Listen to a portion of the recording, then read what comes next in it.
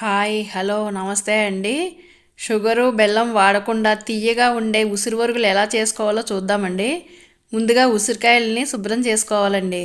శుభ్రం చేసుకున్న తర్వాత మనం ఉసిరికాయలని ఒక కింద ఒక గిన్నెలో వాటర్ పోసి పైన ఒక గిన్నెలో ఉసిరికాయలు వేసి ఆవిరి మీద ఉడికించాలండి. మనం ఇడ్లీ ఉడికించుకున్నట్టు ఆవిరి మీద ఉడికించాలండి.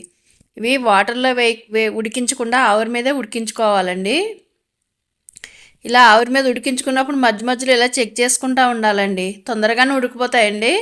ఒక 10 నిమిషాలు ఉంటే ఉడికిపోతాయి. ఇలా ఉడికిపోయిన వాటిని ఇలా మనం ఇలా నొక్కి చూస్తే ఇలా విడివిడిగా వచ్చేస్తాయండి. ఇలా వచ్చేదాకా ఉడికించుకోవాలండి. తర్వాత పక్కకు దించుకొని చల్లారిన తర్వాత వీటిని ఇలాగా పీసుల కింద తీసుకోవాలండి. ఈజీగా వచ్చేస్తాయండి. మనం చాకు కూడా వాడకుండా ఈజీగా వస్తాయండి.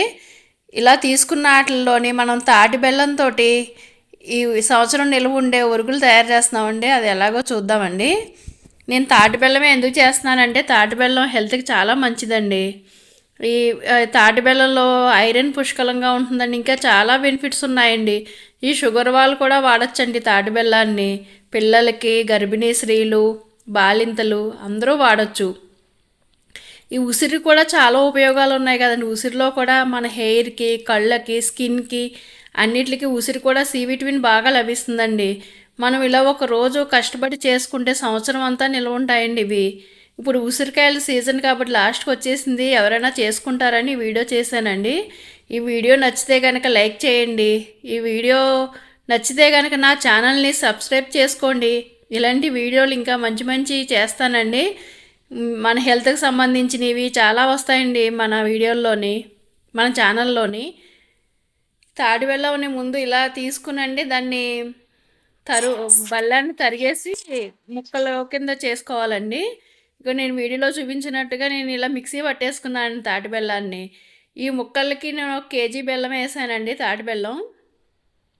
ఆ తాటి బెల్లం వేసినప్పుడే దాంట్లోనే 2 నిమ్మకాయలు రసం పిండానండి. 2 నిమ్మకాయలు ప్లస్ మళ్ళీ దాంట్లో ఉప్పు కూడా వేసానండి కొద్దిగాని. ఇలా వేసి ముక్కలకి బాగా పట్టించండి. ఒక 3 రోజులు ఒక డబ్బాలో ఉంచేసుకోవాలండి.